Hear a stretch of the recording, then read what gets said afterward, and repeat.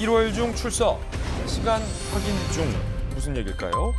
이재명 대표가 1월 둘째 주쯤 검찰에 출석할 걸로 가닥이 잡힌다라는 보도들이 나옵니다. 함께 보시죠. 이재명 대표 측에서 1월 둘째 주 출석 의사를 전달했다. 그래서 수원지검 성남지청에서는 1월 10일에서 12일 중에 출석을 제안했다. 검찰과 일정 방식 협의 중이다. 검찰 관계자. 혐의가 상당 부분 확인된 상황에서 서면 조사는 불가능하다라는 방침을 내고 있습니다. 방식 협의 중이다. 그리고 이재명 대표가 직접 출석하겠다라는 발언을 지금 자제하고 있는 걸로 봐서 어쩌면 이재명 대표 측에서 서면 조사 방법도 염두에 두고 있는지는 모르지만 검찰은 서면 조사는 불가다라는 입장을 밝히고 있습니다. 어쨌든 이재명 대표가 당당하게 검찰 소환에 응하겠다라고 밝힌 만큼 1월 둘째 주 중에 직접 출석할 가능성이 상당히 높아지고 있는데요. 이재명 대표의 이야기 한번 직접 들어보시죠. 일방 독주 독재 정권 국민들이 심판한다.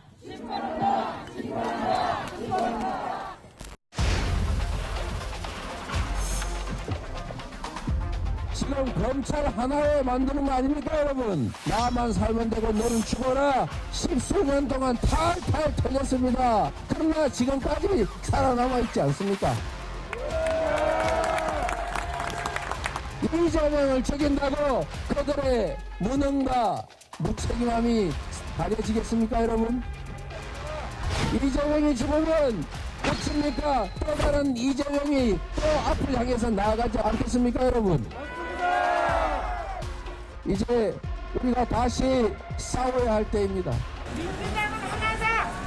우리는 하나로 뭉쳐서 함께 갈 것입니다.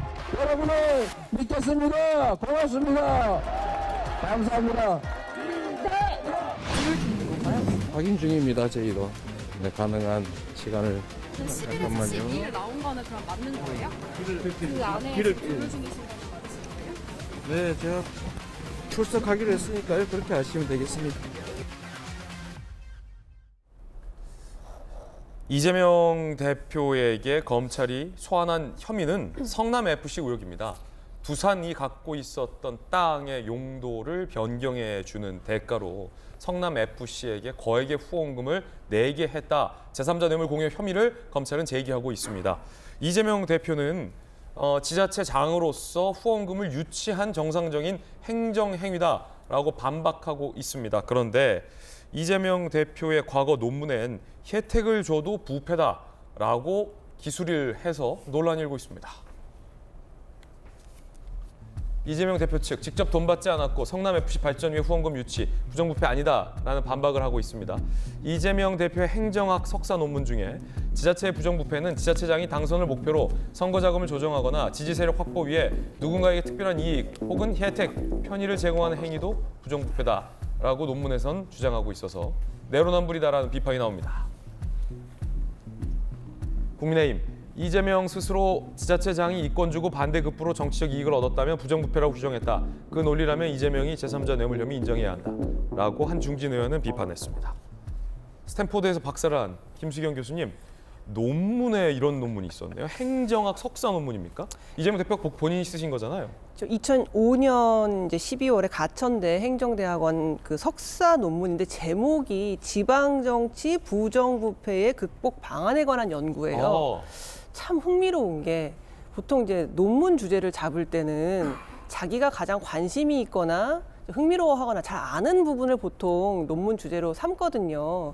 그렇기 때문에 참 지금의 상황과 어떻게 보면은 맞아떨어지는 지방 정치의 부정부패를 논문 주제로 잡은 것 굉장히 좀 흥미롭다는 생각이 들어요. 예. 그리고 이제 그 논문에서 어쨌든 그 정치인이 정치적 이득을 얻었다면 그것 역시도 부정부패라고 볼 수 있다. 지금 이재명 대표는 주장하기를 성남FC랑 관련해서 내가 10원도 안 가져갔다. 나는 성남 구단을 위해서 좋은 일을 했을 뿐 나는 10원도 안 가져갔다는 것을 계속 강조하고 있거든요. 그런데 제3자 뇌물이라는 거는 어차피 본인이 10원을 가져갔냐 안 가져갔냐가 중요한 게 아니라 부정한 청탁이 있었고 그것의 대가로 어떤 것들을 이루어줬을 때 성립하는 거거든요. 그리고 본인이 논문에도 적었듯이 정치적 이득을 얻을 수만 있어도 본인은 이게 부정부패에 해당한다고 논문에 쓴 거예요.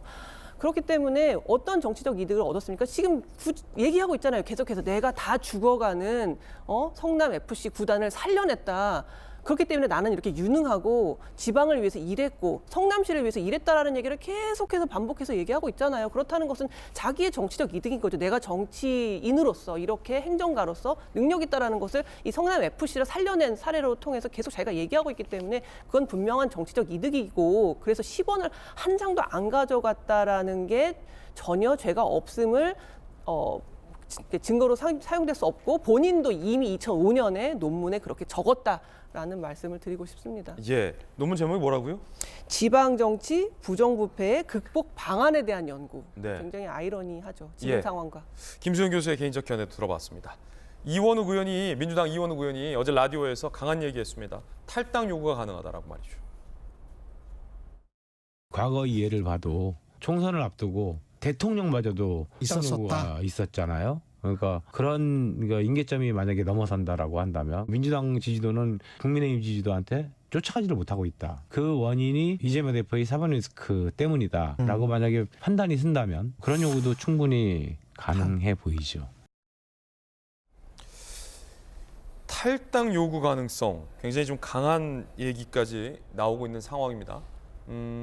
당 지지율이 계속 떨어지고 있고 총선의 날짜가 다가오면 의원들 사이에서 어떤 그런 걱정이 탈당 요구로도 이어질 수 있다라는 이원우 의원의 주장인 셈인데 글쎄요, 조금 더 지켜봐야 될 것 같습니다.